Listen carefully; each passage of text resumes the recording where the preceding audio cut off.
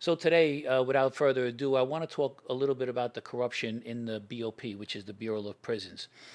Originally, when I started this channel too, I want to talk about the corruption within the FBI, not just even the wise guy life. Since I was in both worlds, I know about it very good, but also the BOP. So I'm going to start by how they treated me. So on my first bid was a lot different. I was a lot younger, a lot healthier, whatever the case may be. But I seen how it changed even from when I was in the first time, health wise. They locked me up into a hole. I was in population for a couple of months, and they threw me into the SHU, which is special housing unit. I call it the hole, the box. There's a lot of different names people call it, but it's you're locked up for 23 hours a day, Monday through Friday, and on the weekends you're locked up for 24 hours a day. Well, I don't know if you guys ever looked up anything about it. I found this out after I got my PTSD from being in the box. It's torture just being in there alone. Okay. There's been so many studies on it, and it's cruel and inhumane punishment. Well, that's only part of it. The other part is when I was in there, so I seen a lot of things, how they grab people out of their cells, how they beat them. I seen some underhanded stuff going. Sometimes certain CEOs, they know certain people in there. They getting money from people in the street, doing quiet things on the side, helping out the inmate that's in there if they know somebody that can get to the CEO. You got to turn a blind eye to that. Now with me, I wound up getting MRSA staph infection. So that's the one that can kill you. They gave me actually 3 antibiotics at once to take just to kill it in me. And what happened was I developed masses in me, big balls of pus. So one of them, they took me out. Nunez was the guy who actually was the I forget how they call him in there. The PA was in there. So he actually is the one who cut one of all the 3 of them out of me. And there was another guy. It was a CO there. His name was Tanani.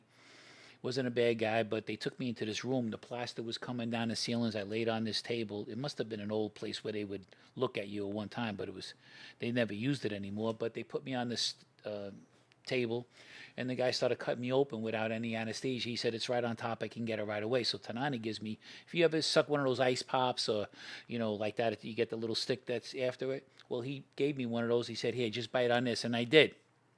That's all they gave you? That's all they gave me the Wow. first time. Yeah, it's all they gave me the first time, and then they cut it out. It looked like a little football, and he sewed me up like that. And I was able to take it, but I was biting hard on the thing. I mean, I'm not gonna lie to you. The guy's cut me open, and he pulled the mass out. So then I wound up getting another mass. I know it's kind of funny, but one was on my butt cheek, and the other one was just below my butt cheek on my thigh, a little bit behind in the back. Well, they gave me on both times some stuff to numb it up at that time, but it wore off quick. It wasn't really that great. So let me tell you something. Cutting that out, I still got the scars to prove it, and I won't show you now only because it's on. I don't want to embarrass anything. It's certain kind of near my private parts, obviously, but this is how they treat you in the hole. Okay, and I'm going to tell you even more how I even got into the box. The FBI outed me as an informant. Now, it's the FBI's job to protect you. Well, once you're in prison and everything, they just figured, well, let's torture this guy Joe because I didn't want to work with them on my second pinch. They were no good, amateurs at best, and they informed the BOP, and this is how they do it. Like they put it in the paper that I was cooperating against my co-defendant, which I was not. So that enables the BOP to have that in the newspaper to say that my life is in danger. The FBI calls up and says, "Oh, this guy's life in danger. Here's the paper," and they throw me in the hole. So this is how they wanted to punish me because, listen, let's face it, you're being locked up 23 hours a day and 24 hours on Saturday and Sunday. It's punishment. What did they let you do for the 1 hour out of the day that you were not in the shoe? Good question. So now you have to put your hands behind your back and they handcuff you through the slot that they give you the food and everything in. Then you walk forward. They open the door. They pull you backwards. They grab you like this. They grab you by your handcuffs. They back you up, and then you go out into another yard and another pen like this. And Are you out there with other special housing inmates or? yes, Okay. but there's like these big wire. It's like you're in a dog pen actually. So you're in that. You can't really have that good communications. I mean, you can't touch them. You can't do the fingers. You put your fingers, but you're not going to be really talking to that many people if you don't know them. And then so you're out there for an hour. What they do in the wintertime or when it's raining, they ask if you want to go out early in the morning, 6 o'clock in the morning.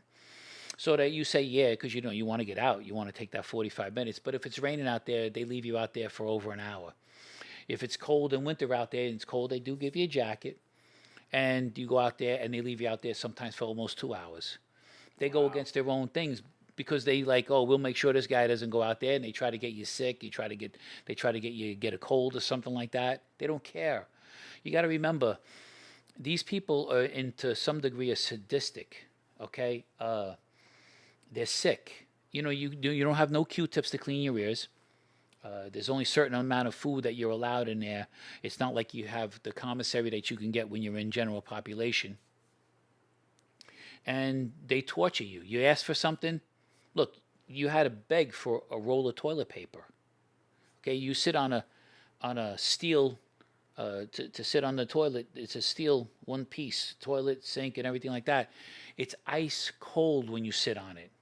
Okay, now I was able to because as one of the guys came in with the cell with me for a little bit, and he had this styrofoam because when he got a certain tray of food that he was getting, it came on a styrofoam. So we cut the styrofoam in half, and we used it to sit on so that we wouldn't be sitting on that cold steel thing. So this is the stuff you kind of got to do. Also, we put a string from the bed blanket that they give you, which the blanket's only this thin. Okay, and you're freezing in there, believe me. So you don't even take your clothes off at all in there until you go into the shower, and just to hang the clothes up because you got to wash your own clothes basically because they don't really wash your clothes for you either. It's just pure hell torture. You ask them for a magazine that another cell guy that wants to give you a magazine or something like that, they don't want to even pass the magazines to you. No, we're not allowed to do that. They go. Okay, I seen guys in there. How they are when they get. One guy got beat up in the cell by another guy. The guy said, "Look, I don't want nobody in the cell with me." They said, "Well, you have to put him in here with you. We have no choice." As soon as the handcuffs came off the both of them, they started fighting. They were killing each other. The guys had to rush them in there and get them out. This is how bad it is. And you want to try to kill yourself in there? Unless you hang yourself somehow, some way in there, you're not going to go on a food strike. Because if you're not eating and they know you're not eating, they'll force feed you. They handcuff you.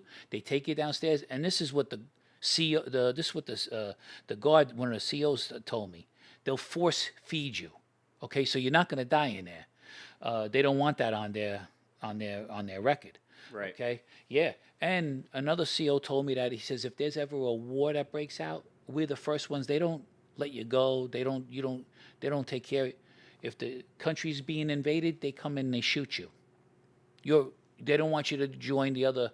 They're afraid that you will join the other, invade and the other army invading, because this is how it is. I mean, let me tell you something. You have no rights whatsoever in there. You think you do? No. Everybody thinks, oh, you go to prison, you get reformed. There's no thing as being reformed. That's why a lot of people, when they go to prison, they turn to God. And and it is a good place like that for that, because you kind of really forget about the world outside, and you start reading the Bible, and you start listening to things, you start hearing other people and stuff like that. How do you get your hands on a Bible in prison? You could ask for it. Sometimes they can give it to you. You could have one sent in. If you're in the SHU, are you able to get like things sent in from relatives and stuff like that? You have to ask. Like a Bible, I think you could ask for that. If in the SHU, you're very limited, but if you're in population, it's easier. But most of the time they will let you get a Bible in like that. Glasses, like these are prescription too, but I had my regular glasses. You're allowed to wear a wedding ring. If you're engaged or married, you're allowed to wear a ring. That could be dangerous, I feel like. Yeah, it can be. Listen, there's a lot of, I had two when I was married. One was a real one. I was at home, but I had the one was like sterling silver, wasn't really worth that much or whatever it was, so it was no big deal.